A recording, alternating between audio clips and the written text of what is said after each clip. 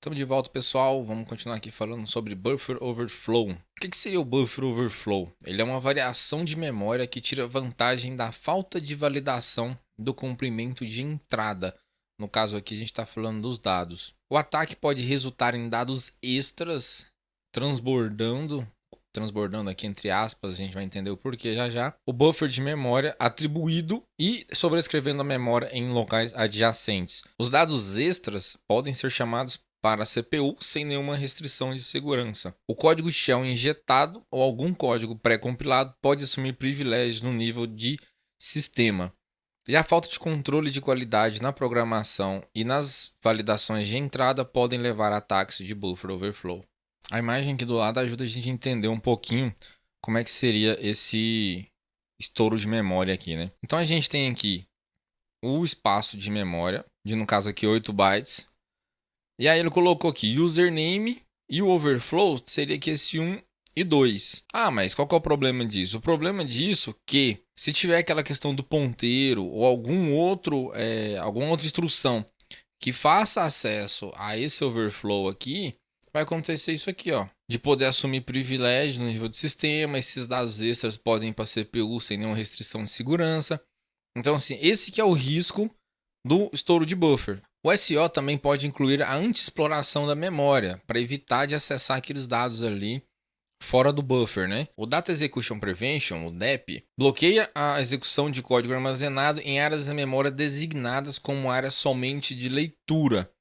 Então, se é uma área ali, ela está específica só para leitura de dados, ele não vai conseguir executar nenhum código. O Address Space Layout Randomization, o ASLR, garante que o carregamento de dados na memória seja de forma aleatória em cada inicialização. Cada vez que o computador dá um boot, ele vai randomizar o uso da memória ali, não vai ficar algo fixo. A própria CPU pode suportar o NoExecute NX-bit. Por ser um recurso de hardware, o sistema operacional deve possuir suporte ao NX. Se eu não me engano, acho que esse NoExecute aqui, ele é da AMD, mas a Intel tem algo semelhante também, com os mesmos funcionamentos, eu não me recordo o nome agora. É utilizado para separar uma parte da memória para armazenar código e outra para armazenar dados, como se fosse aqui semelhante ao DEP aqui, porém a nível de hardware. Ele pode ser chamado de Execute Disable, Enhanced Virus Protection ou Execute Never. Todas essas tecnologias aqui, elas são a nível de CPU, a nível de hardware.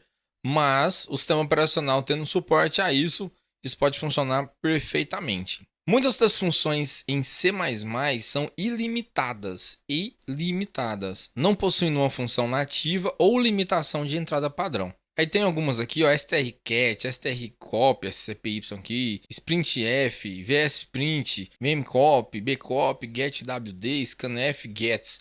Se o seu código possuir algumas dessas funções C++, provavelmente uma vulnerabilidade de buffer overflow estará presente. Aí você vai ter que fazer um tratamento para corrigir isso daí. Tranquilo? Seguindo aqui com Race Conditions, que seria condições de corrida. Os invasores podem desenvolver ataques com base na previsibilidade de execução de tarefas ou no tempo de execução. Não sei se vocês se lembram, na época lá que estudaram sistemas operacionais, a questão de condição de corrida, do uso de recurso, tanto o uso dos algoritmos lá, seria relacionado a isso daqui, esse tipo de ataque. Se o processo tiver a conclusão atrasada, isso pode fazer com que o segundo processo fique vulnerável à injeção de código malicioso, já que depende da operação do anterior no primeiro processo. Ou ele pode causar a falha do segundo processo. Então vamos lá, tem lá um processo 1, um P1, e o P2. E aí, para o P2 iniciar, o P1 tem que ter terminado já. E aí pode ser que o P1 demore e o P2 aqui acabe aguardando isso e aconteça algum problema. Que ele pode acontecer, ficar travado ali ou ele causar uma falha por falta do término do P1. Os programadores podem reduzir o potencial das vulnerabilidades de condição de corrida empregando operações de bloqueio exclusivo em recursos, bloqueando os recursos e os liberando após na ordem inversa. São chamados de bloqueio de gravação e leitura. Então o programa lá precisa do recurso 1 lá, vamos dizer, que seria o recurso 1 e o recurso 2. Então ele trava esses dois recursos aqui e após o uso dele, ele libera o R1 e libera o R2, o recurso 1 e o recurso 2. E o time of check e time of use, que tem essa abreviação aqui, talk to you, são frequentemente chamados de ataques de condição de corrida. A gente viu o conceito quando a gente vai ver um ataque. O invasor tenta substituir o objeto antes que ele seja usado. O time of check é o momento em que o invasor verifica o status do objeto. E o time of use é quando é concedido acesso ao objeto para uso. A diferença entre eles pode ser grande o suficiente para o invasor substituir o objeto original por um outro objeto que se adapte às suas próprias necessidades. No caso de um não bloqueio, como a gente viu no slide anterior. Seguindo aqui nesse error handling, seria uma manipulação de erros, né? O tratamento de erro de forma inadequada pode permitir o vazamento de informações essenciais para os invasores. Se as mensagens de erros não forem tratadas adequadamente, elas poderão divulgar detalhes sobre uma falha ou fraquezas que podem auxiliar uma exploração. Quem nunca viu aí, às vezes acessa um site lá, o site está quebrado, ele aparece uma mensagem de erro mostrando lá a versão da Apache, a versão do PHP, às vezes mostra até o banco, ou às vezes mostra um erro de banco.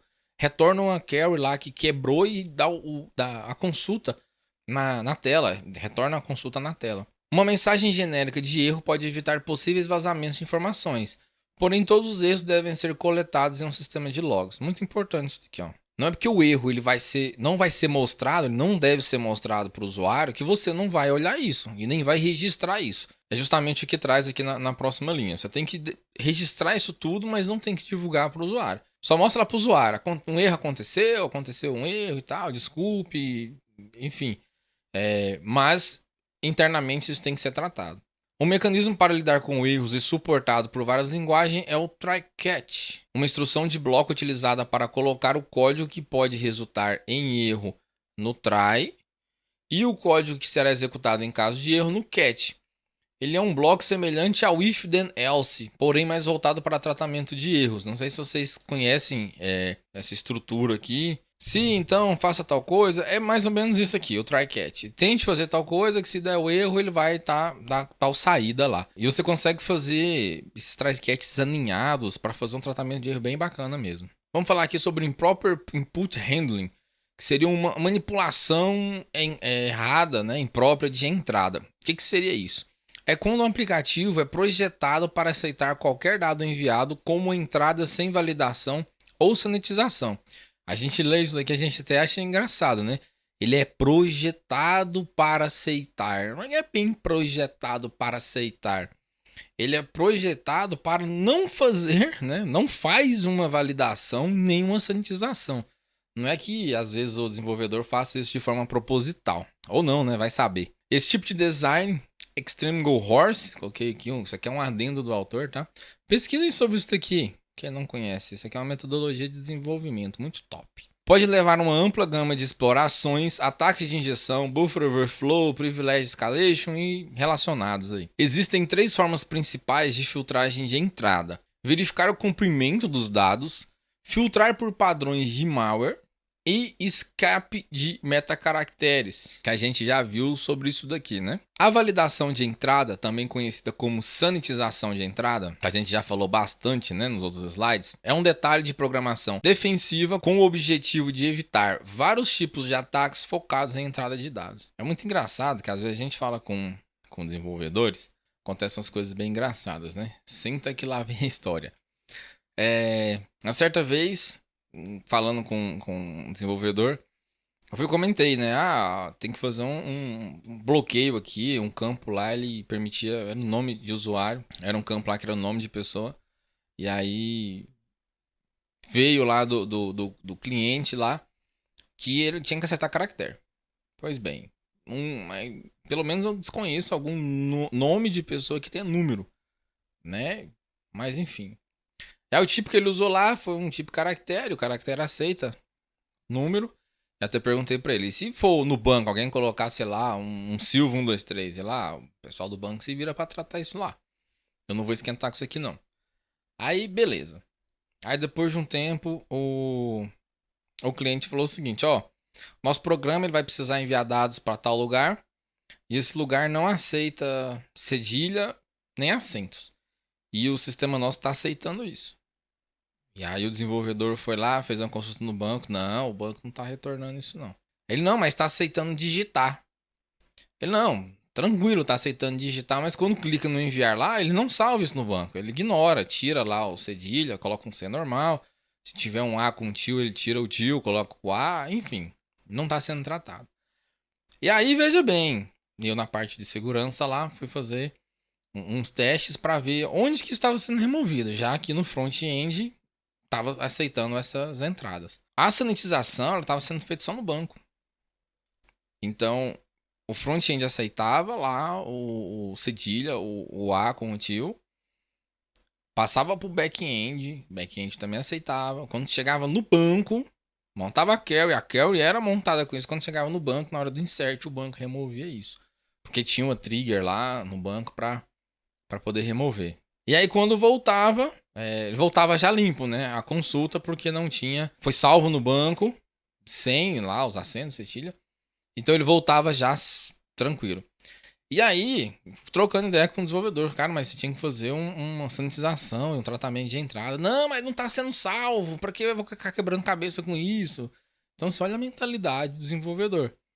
Ele não tá preocupando com o front ali, com o desenvolvimento, sendo que lá no banco está sendo tratado, sendo que o ideal seria o quê? O tratamento no front, tratamento no back-end e o tratamento no banco, para ter uma proteção maior. Mas, enfim, pra vocês verem o que acontece na vida real, só uma historinha aí. Seguindo, voltando aqui, replay attack.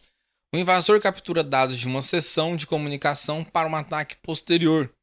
Após interceptar as credenciais, o atacante tenta se passar por um dos clientes legítimos da sessão capturada. Pode ser evitado usando protocolos que têm número de sequência, carimbos de data e hora, desafio-resposta, criptografia de sessão efêmera e etc. O que seria um desafio-resposta? Né? É um tipo de autenticação em que o servidor gera um desafio de número aleatório para o cliente conectado. O cliente usa o número do desafio e o hash da senha do usuário para gerar uma resposta. Como o desafio é válido apenas uma vez e cada desafio é aleatório, impossibilita o ataque de repetição.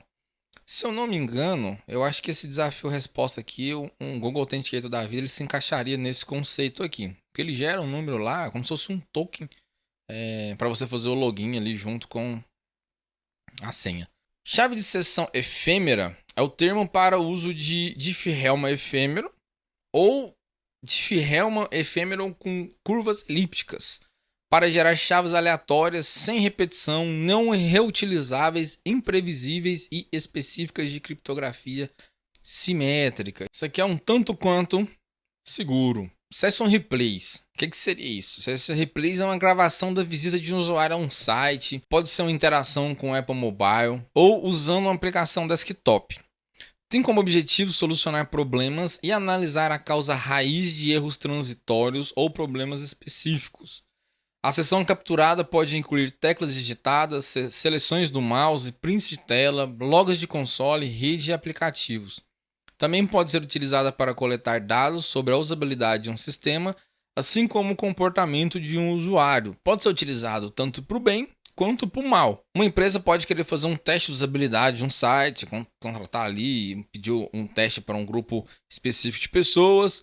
Ou a gente pode usar aqueles outros softwares maliciosos que a gente já viu anteriormente para poder fazer isso daí. Integer overflow seria um estouro aqui de inteiro. É quando uma operação matemática tenta criar um valor numérico muito grande para ser armazenado no espaço alocado na memória. Por exemplo, um valor de 8 bits pode conter números de 0 até 255. Se o número for adicionado ou o valor máximo, seria que acho que ao valor máximo acontecerá um integer overflow. Seria que passar um dos 256, você tentar jogar isso lá dentro da memória, dentro da variável, enfim. Normalmente o valor do número é retornado para zero, como se fosse um odômetro do carro, lá o que marca a quilometragem. Mas às vezes o resultado satura, significando que o valor máximo está armazenado. Fica lá travado lá. De toda forma, um erro acontecerá. Os programadores devem se atentar às limitações numéricas de seus códigos e às limitações das plataformas nas quais estão desenvolvendo. Acontece muito isso com inteiro e com outros tipos também. Às vezes coloca um float lá e ele tem uma certa restrição. Tem que passar isso para double float ou big float, enfim. Tem que trocar os tipos de variável lá dependendo das contas das operações que que foi necessário armazenar isso. Bom, pessoal, ficamos por aqui. Na próxima aula a gente vai continuar falando sobre Request Forgeries. Vejo vocês lá. Forte abraço.